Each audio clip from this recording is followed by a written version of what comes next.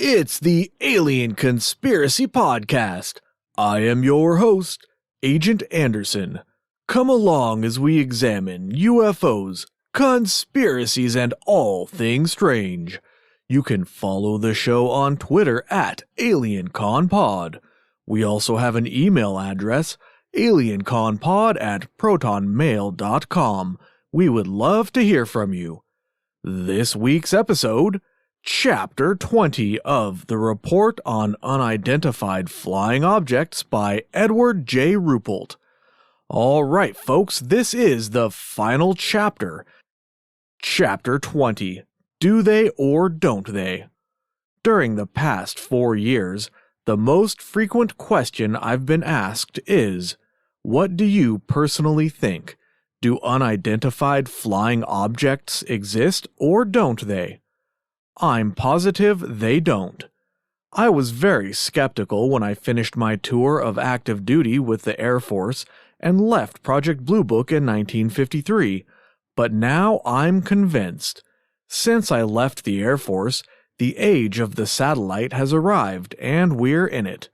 Along with this new era came the long-range radars, the satellite tracking cameras, and the other instruments that would have picked up any type of spaceship coming into our atmosphere.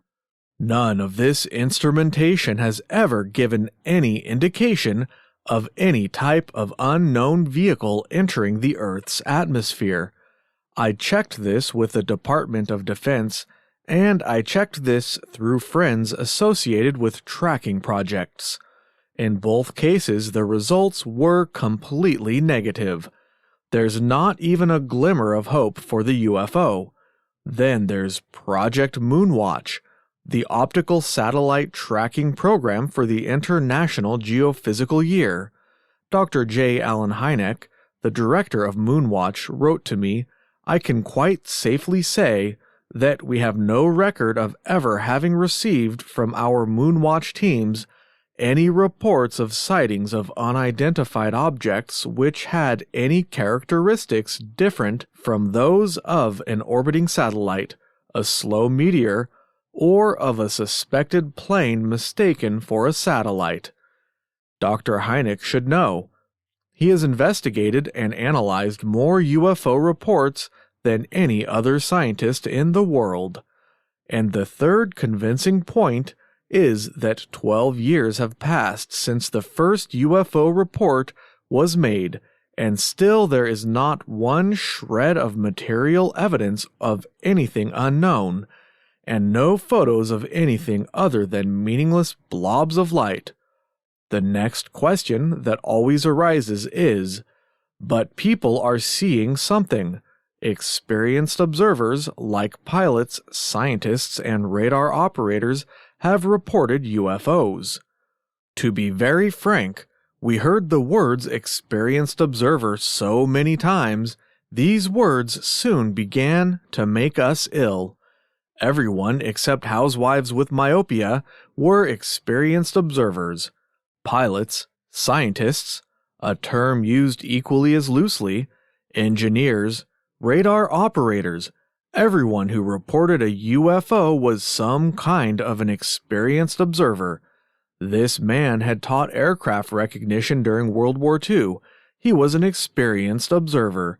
That man spent 4 years in the Air Force. He was an experienced observer.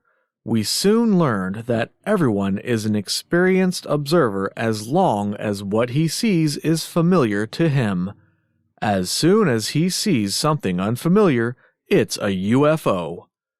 Pilots probably come as close to falling into this category as anyone, since they do spend a lot of time looking around the sky. But even those who can rattle off the names and locations of stars, planets, and constellations don't know about a few relatively rare astronomical phenomena. The bolide or supermeteor is a good example.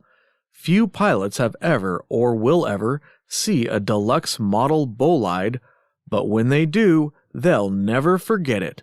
It's like someone shooting a flare in front of your face. There are a number of reports of bolides in the Blue Book files, and each pilot who made each report called each bolide a UFO. The descriptions are almost identical to the classic descriptions of bolides found in astronomy books. While on the subject of meteors, if most people realized that meteors can have a flat trajectory, they can go from horizon to horizon, they can travel in formation, and they can be seen in daylight as large silver disks, the work of UFO investigators would be lighter. Enough of meteors and back to our experienced observers. The example of pilots and bolides holds true in many, many other cases. Take high-flying jets, for example. To a person in an area where there isn't much high-altitude air traffic, a thin, blood-red streak in the sky at sunset or shortly after is a UFO. To anyone in an area where there are a lot of high-flying jets, even our myopic housewife, it's just another vapor trail. They're as common as the sunset. When the flashing red strobe lights, now used on practically all aircraft, were still in the experimental stage back in 1951, they gave us fits. Every time an airplane with one of these flashing lights made a flight, people within miles, including other pilots, called in UFO reports.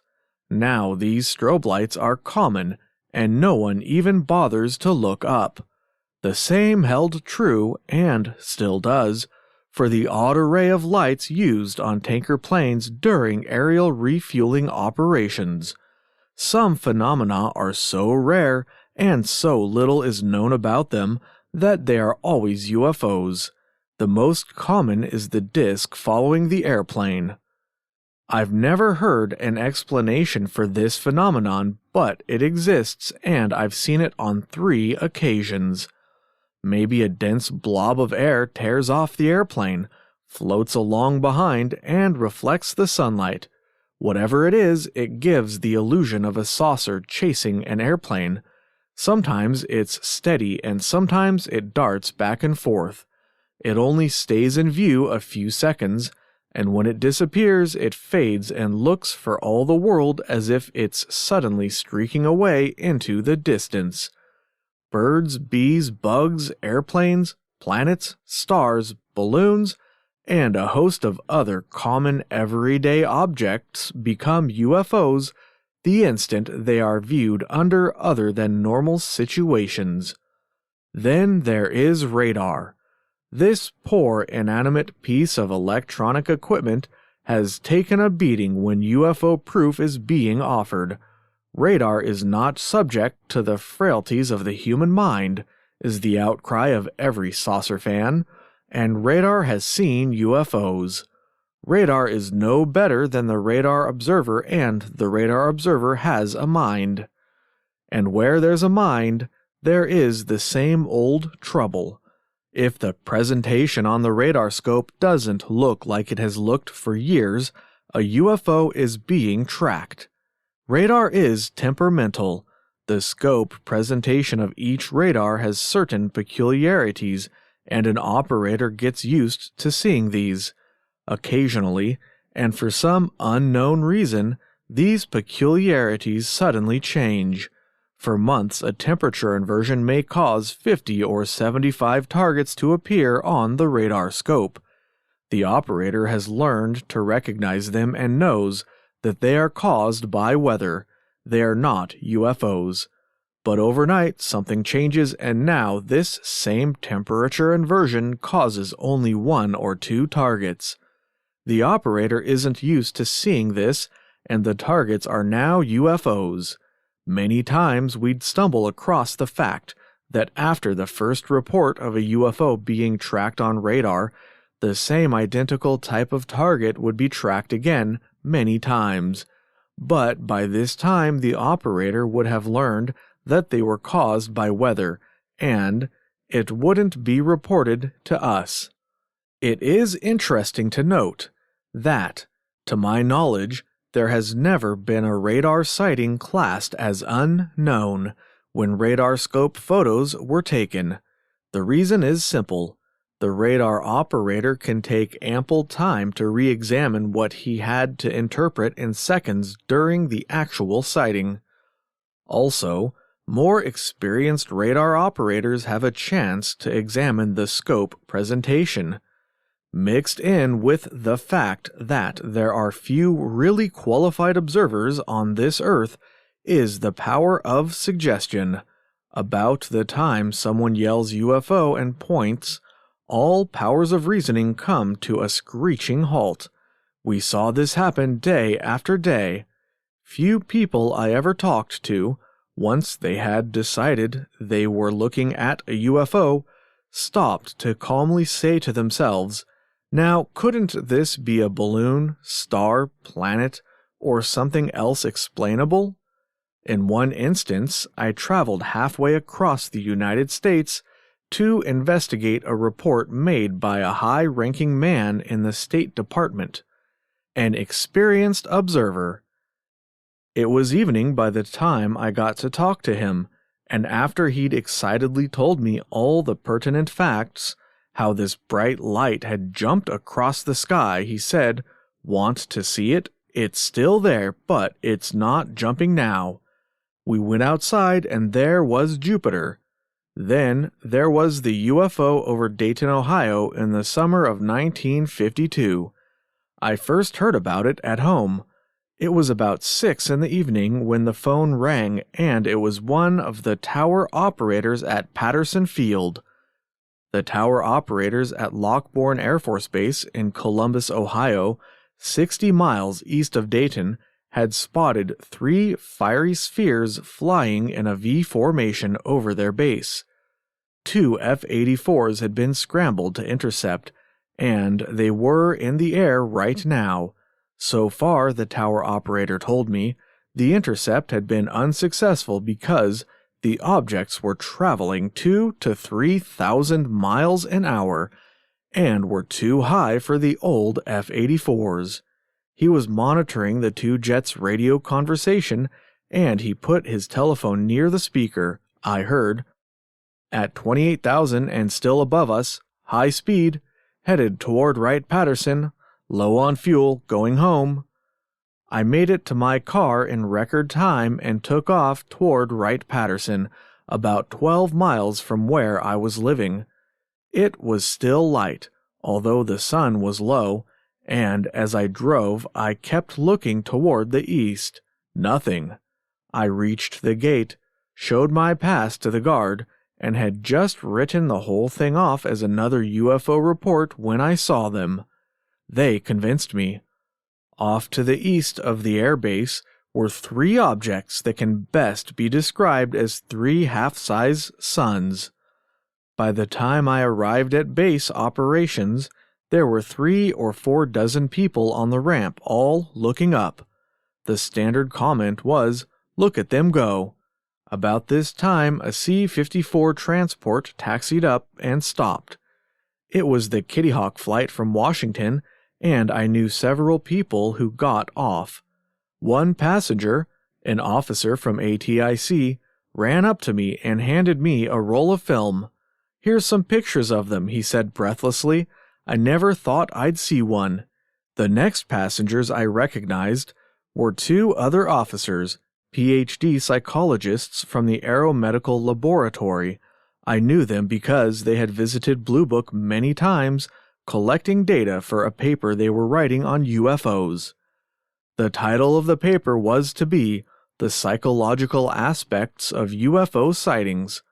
Almost climbing over each other in their effort to tell their story, they told me how they had watched the UFOs from the C-54.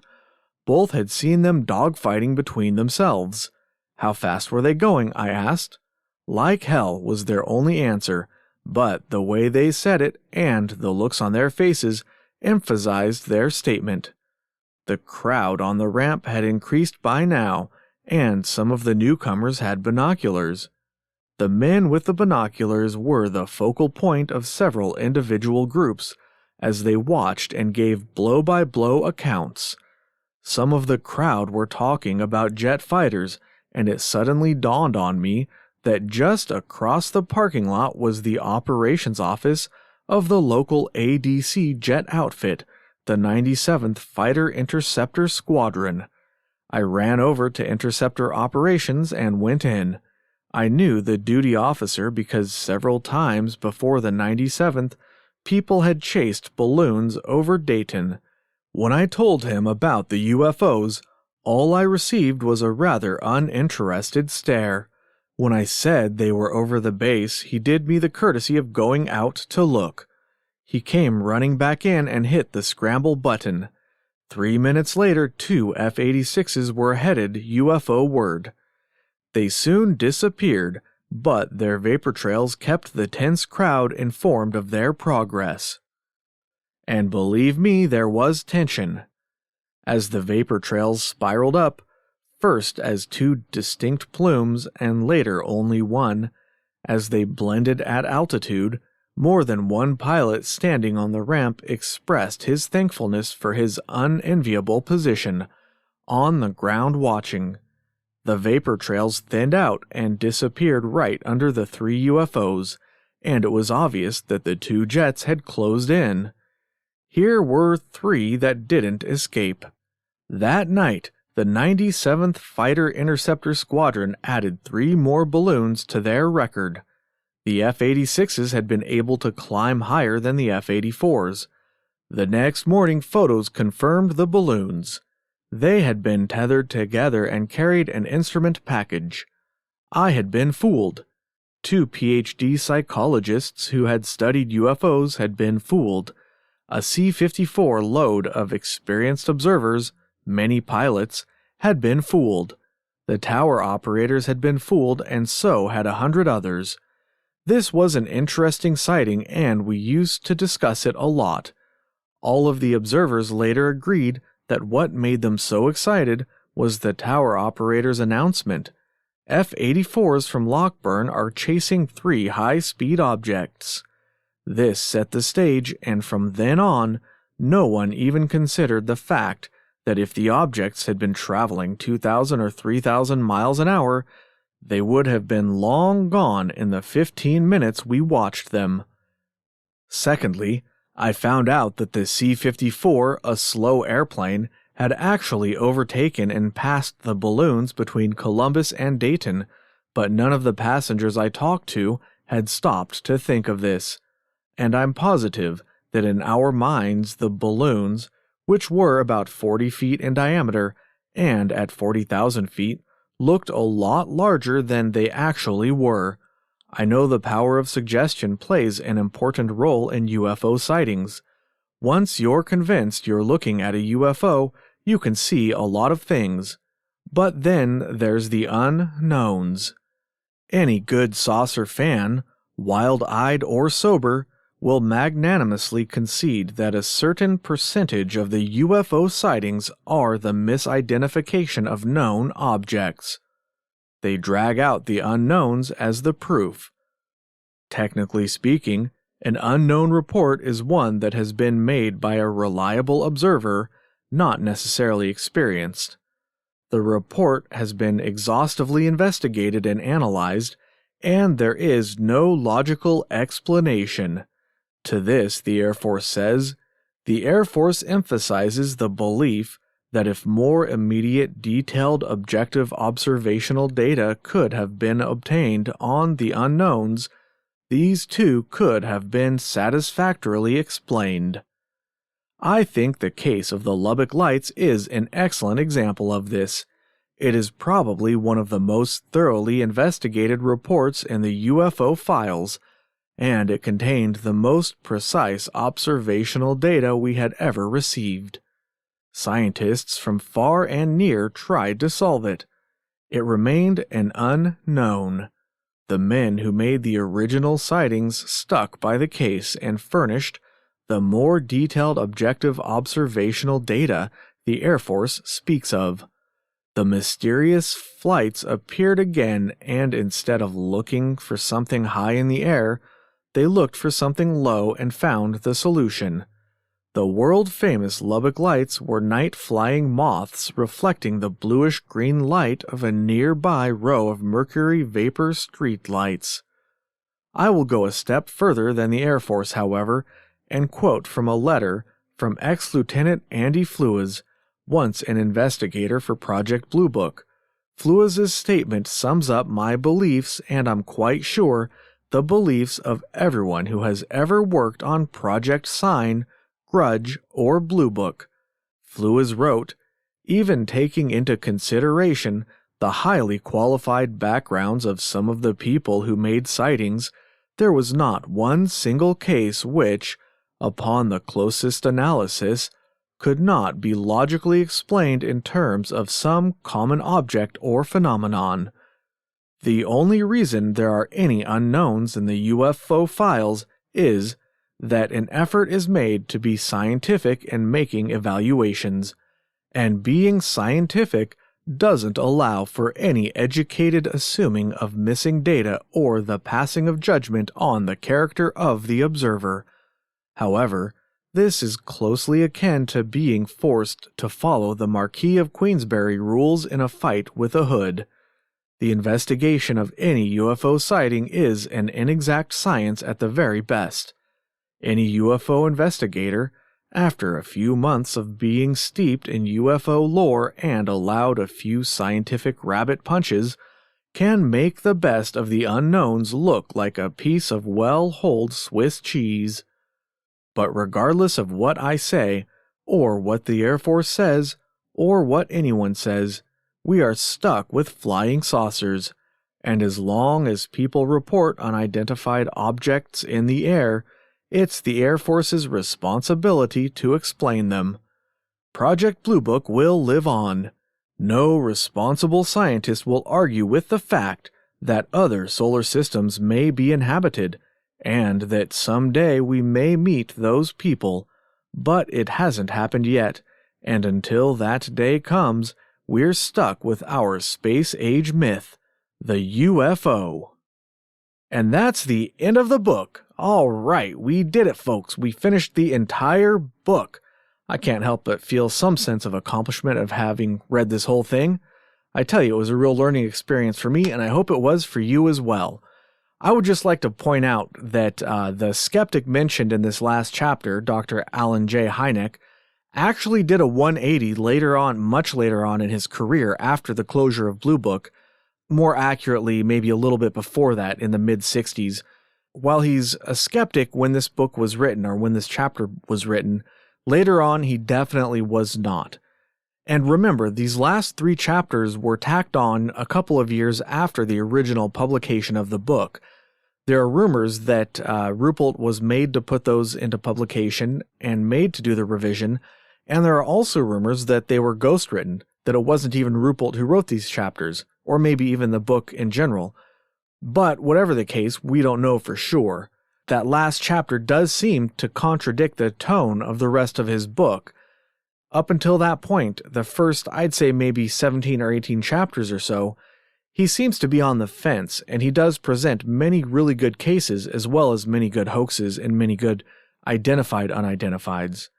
Just because I read a book on this show doesn't mean that I necessarily wholeheartedly agree with what the author is saying.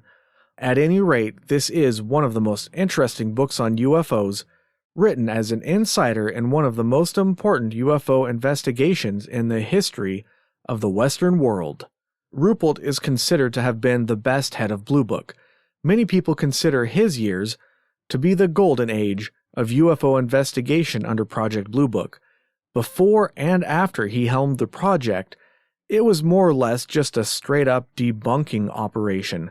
No matter how good the reports, it always came back as, swamp gas or balloons or something like that, no matter what. For example, if you want a good example of that, one of my earlier episodes was on the 1966 Michigan swamp gas sightings, which, if to summarize that, it definitely could not have been swamp gas, because under the conditions present, that being freezing conditions, swamp gas doesn't form, and yet the Air Force insisted this was the solution. So there you have it. I hope you folks enjoyed this book as much as I did. Tune in next time for a topic we have not yet decided upon. Maybe Bigfoot. I think we're going to do Bigfoot, but I'm not quite sure.